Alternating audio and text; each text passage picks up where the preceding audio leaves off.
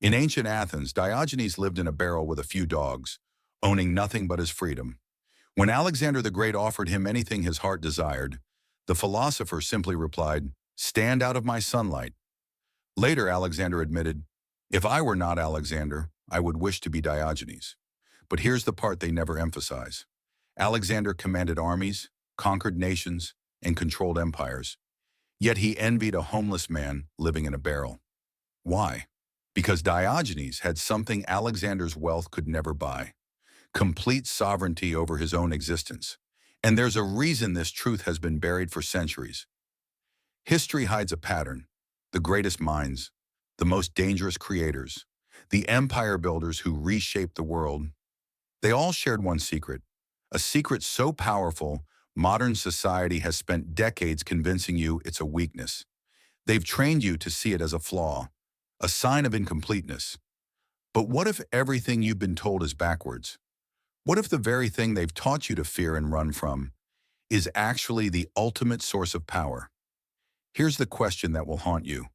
What if the path they're pushing you toward isn't leading to fulfillment, but to a perfectly designed trap? Nietzsche understood this.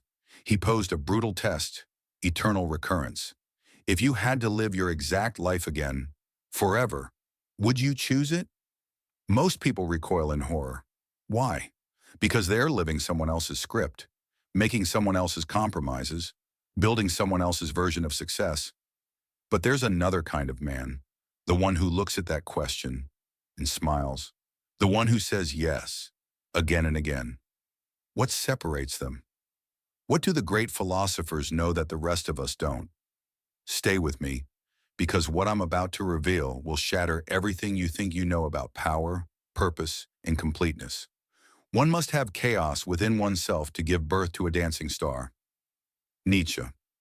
Most people are sleepwalkers, living out scripts written by others. Marriage often becomes the ultimate surrender, a promise to be predictable, domesticated, contained. But the Übermensch, Nietzsche's vision of human potential, is not a comic book superhero. He's the man with the courage to create his own values, live beyond conventional categories, and become his own moral authority. And that demands fundamental solitude. Not loneliness, solitude. There's a difference. Loneliness is the disease of incomplete men who define themselves through the eyes of others. Solitude is the natural habitat of creators, the space where real power is born. Arthur Schopenhauer understood this. One of history's greatest philosophers, he lived unmarried, disciplined, almost monastic. Mornings for writing, afternoons for walking, evenings for books, and his beloved poodle. Critics called him misanthropic, but Schopenhauer knew a profound truth. A man can be himself only so long as he is alone. And if he does not love solitude, he will not love freedom. Think about it. Would Napoleon have conquered Europe if he'd spent his evenings seeking Josephine's approval for his battle plans? Would Einstein have revolutionized physics if he'd traded late-night thought experiments for date nights? The married man must filter every ambition through another person's fears, limitations, and comfort zones.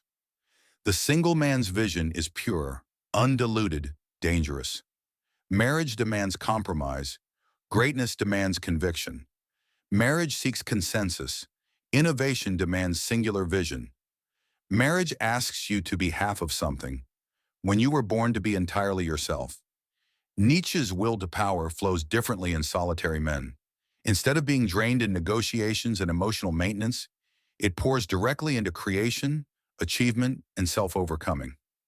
This path offers no applause, no medals for self-mastery. The married man gets constant feedback, approval, resistance, guidance. The solitary man must be his own compass, judge, and source of inspiration. And that is exactly where greatness is born. Nietzsche himself never married, channeling his passionate nature into philosophy that still shakes the world. His amor fati, love of fate, was possible because his fate was entirely his own creation. But when you truly embrace this path, something happens. You feel death stalking you, in the shadows between heartbeats, behind your next breath. The Stoics knew this and turned it into fuel. Memento mori, remember you must die. not as a morbid obsession, but as rocket fuel. When you grasp that time is finite, everything changes. Every moment spent managing someone else's emotions becomes a moment stolen from your own becoming. Marcus Aurelius ruled the greatest empire in history, yet his deepest insights came not from the throne, but from private meditations. Alone with his thoughts, wrestling with existence, he found truths married men rarely discover. They're too busy negotiating whose turn it is to do the dishes.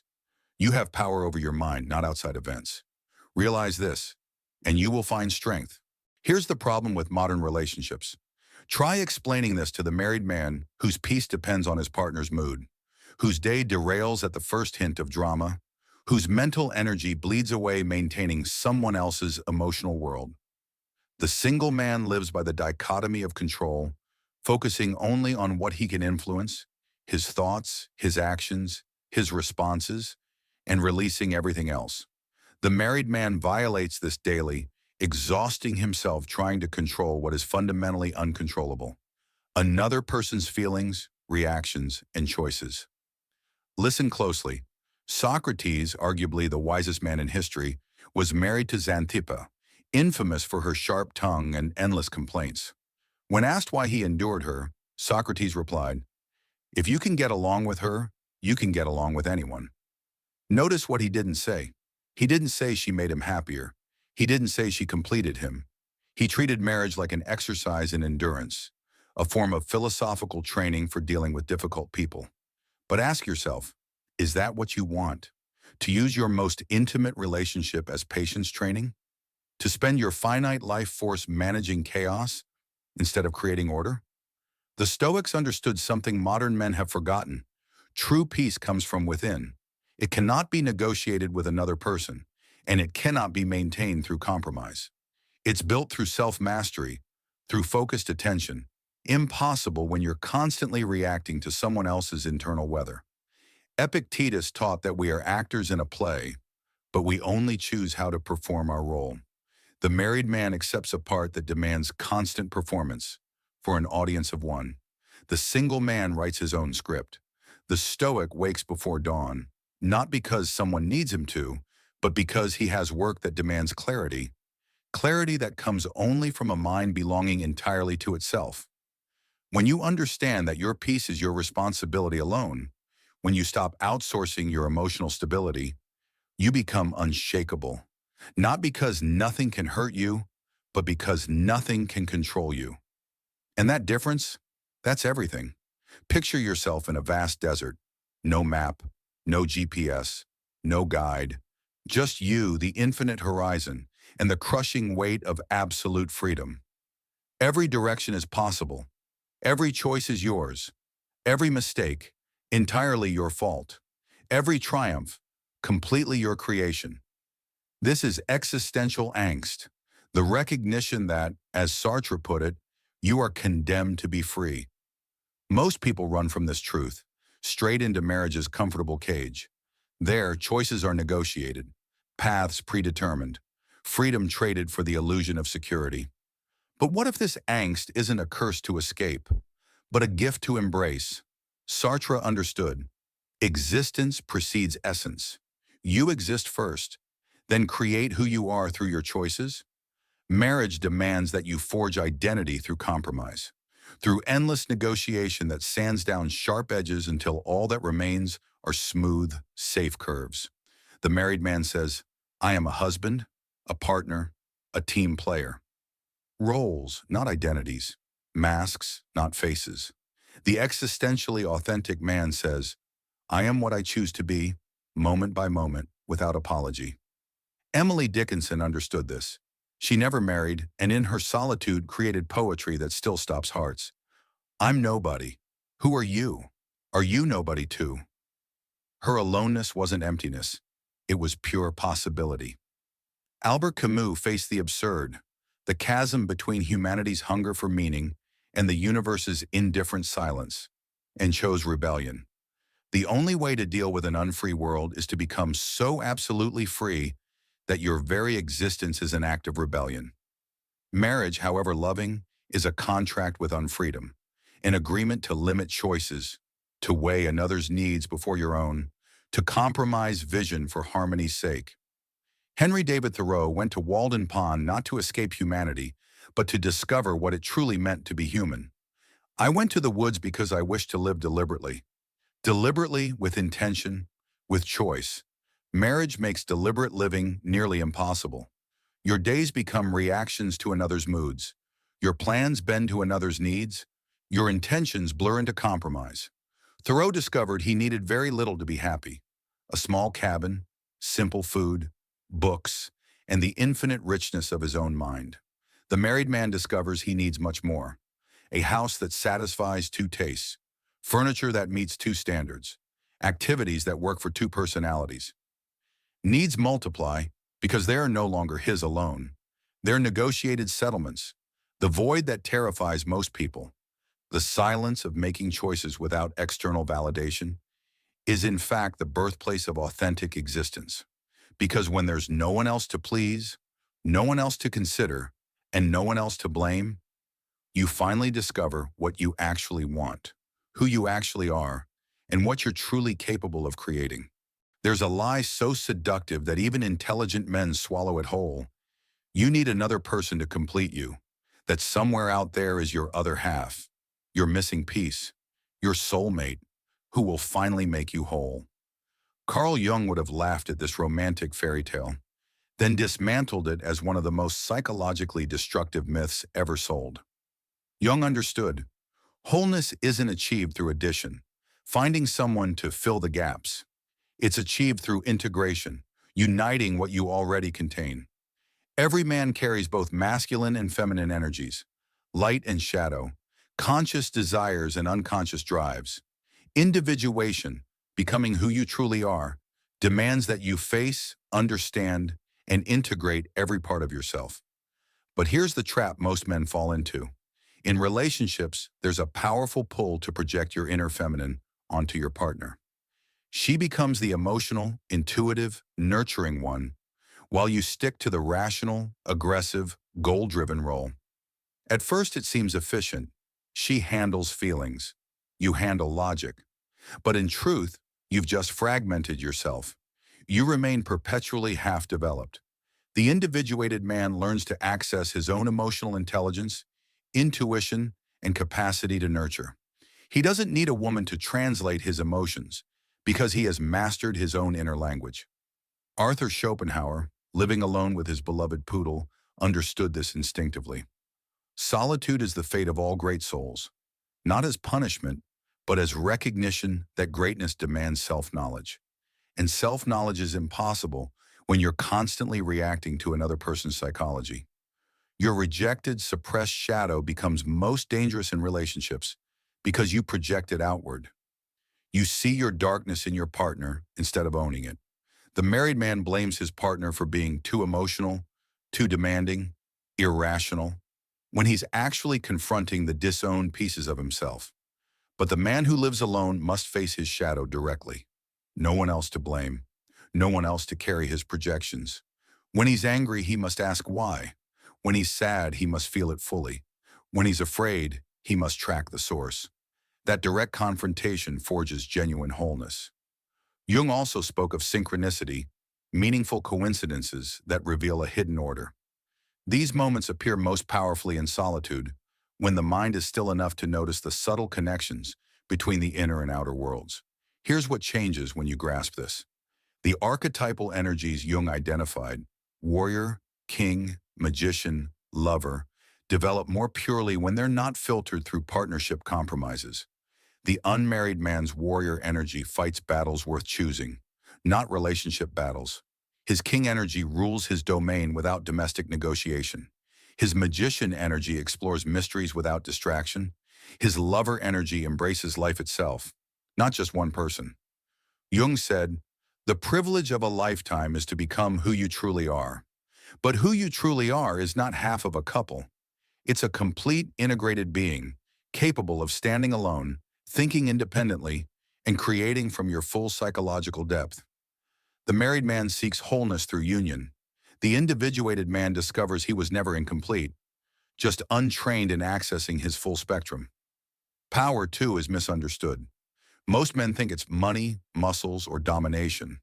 Those who understand real power know it's something else entirely. The ability to move through the world unseen, achieving objectives before anyone realizes they've been outmaneuvered. Marriage is fundamentally incompatible with this kind of strategic power. Machiavelli wrote, "Everyone sees what you appear to be, few know what you truly are." Marriage demands the opposite, psychological transparency to another person. That transparency may feel emotionally satisfying, but it's strategically disastrous because the married man now has an exploitable weakness, someone he values more than himself. His decisions are no longer pure strategy. They're filtered through the question, how will this affect her? His risks shrink under the weight of shared responsibility. His movements grow predictable, shaped to accommodate another's needs. But the single man? He's a ghost in the machine. His motives are private, his plans invisible, his resources entirely under his control. He can pivot instantly when opportunity strikes, vanish when danger appears, move without explaining, act without permission. Florence Nightingale understood this instinctively. When pressured to marry, she wrote, "I have an intellectual nature which requires satisfaction. I have a moral, active nature which requires satisfaction, and I would not find it in his life." She knew her mission, to revolutionize healthcare, demanded complete dedication. Marriage would have diluted it. She needed the freedom to go anywhere, work with anyone, challenge any authority, without worrying about a husband's comfort. Her strategic solitude saved more lives than any married woman of her time, because her focus was undivided. The same principle fuels true strategic opacity. Ayn Rand understood it when she created Howard Rourke. Men whose vision is so pure, so uncompromising, they cannot be bent by opinions or expectations. I will never live for the sake of another man, nor ask another man to live for mine. This isn't cruelty, it's clarity. The man who lives for another has surrendered his primary loyalty to his own vision, mission, potential. He's no longer the center of his own gravity, but a satellite orbiting someone else's needs. In business, politics, any arena where achievement matters, history's sharpest operators practiced what Machiavelli called strategic opacity, revealing only what serves their purpose, keeping multiple options open, avoiding commitments that limit freedom of movement. Marriage, however noble, is the ultimate commitment. It binds a man to consider another's welfare in every major decision. That promise is beautiful, but strategically, it's a liability. Enemies know exactly where to press. Competitors see the leverage points. Allies know he can be swayed through emotional ties. The single man's loyalty belongs to one thing, his mission. That singular focus creates a purity of intention, magnetic to some, terrifying to others. You cannot manipulate a man who needs no approval, who demands no comfort, who refuses to be chained by expectation. But there's a price for seeing clearly, thinking deeply, rejecting comforting lies. That price is solitude, not the bitter exile of the unwanted, but the chosen separation of those who grasp truths others can't yet bear. Nietzsche called it the burden of great souls, the loneliness that comes from refusing to live at the mental and emotional level of the crowd. Most men never face this burden. They remain content with average thoughts, average goals, average assumptions about life. But the man who has wrestled with ultimate questions, seen through the illusions most people require to function, he finds that very few can meet him where he truly lives, mentally and spiritually. That's why history's greatest minds often remained unmarried or kept relationships that were intellectual alliances rather than emotional entanglements. They knew their real work. Pushing human understanding forward requires mental energy that domestic life inevitably fragments. Schopenhauer spent his days dissecting human nature with surgical precision, his evenings steeped in literature, mastering languages, studying Eastern wisdom, contemplating reality's very foundations. His life was monastic, not from hatred of people, but from a love of truth greater than his need for comfort. The married philosopher faces a constant trade-off: explore the deepest questions, or spend the evening keeping harmony at home, chase a breakthrough insight, or set it aside to help a partner process her day. These seem like small compromises, but they accumulate. Every conversation about grocery lists is energy not spent on philosophical problems. Every emotional negotiation is creative focus, diverted from revelations only he could produce. Nikola Tesla never married. From his solitude, he gave humanity alternating current, wireless transmission, and visions of energy we've yet to fully realize. When asked why he remained single, he answered, "I do not think there is any thrill that can go through the human heart like that felt by the inventor as he sees some creation of the brain unfolding to success." Tesla knew certain forms of creation require total dedication, both waking and dreaming hours, both conscious focus and unconscious processing. Marriage, however loving, divides that dedication. Here's what the masses never grasp. The philosopher doesn't avoid marriage because he cannot love. He avoids it because he loves something more. The scientist isn't antisocial. He is engaged with reality at a level more compelling than society can offer. The artist doesn't shun intimacy from fear.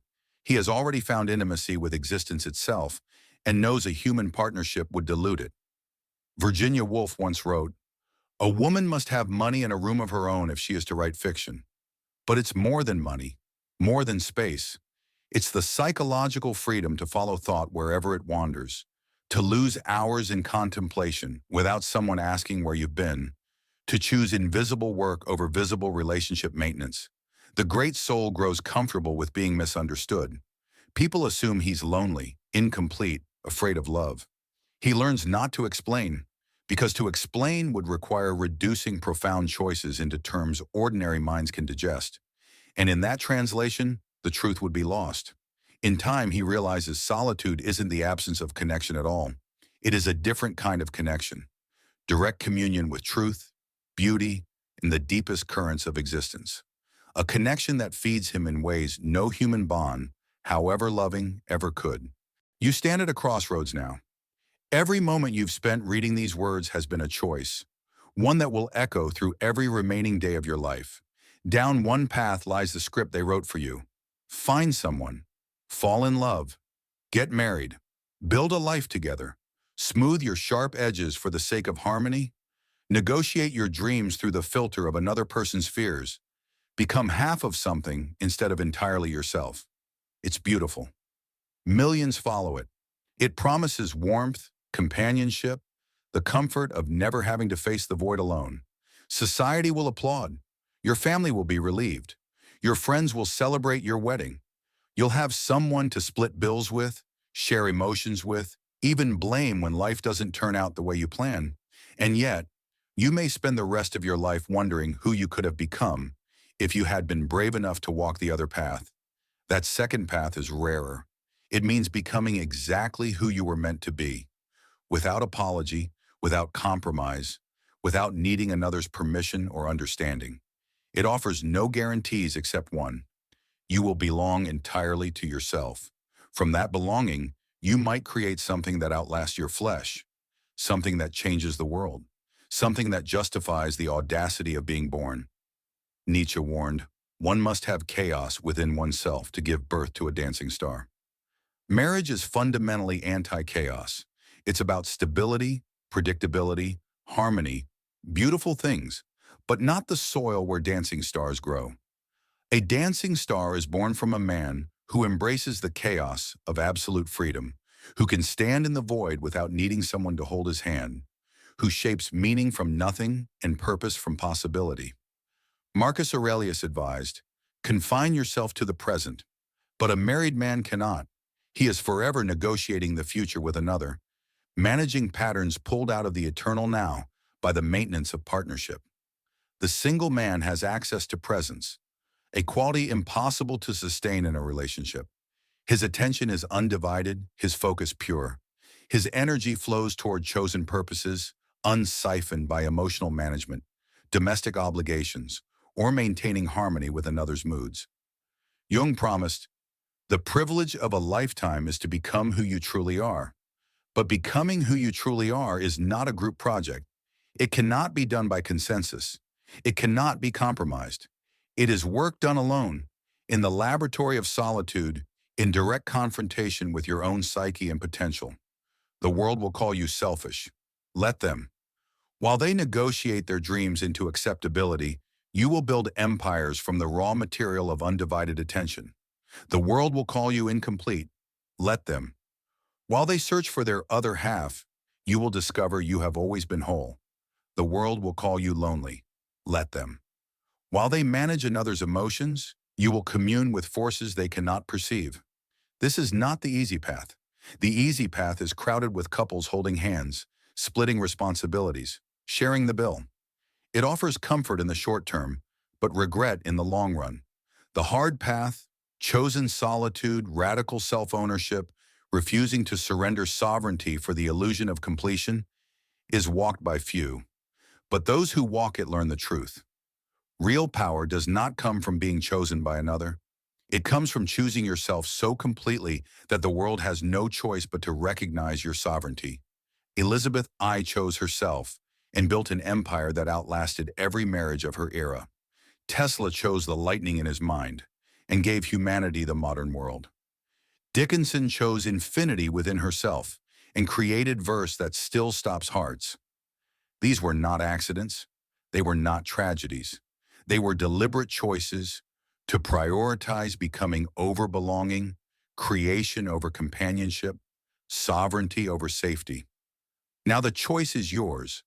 Your soul deserves to know what it's capable of when nothing holds you back, when no one limits your reach, when the full force of your potential is unleashed on the purposes that set your blood on fire.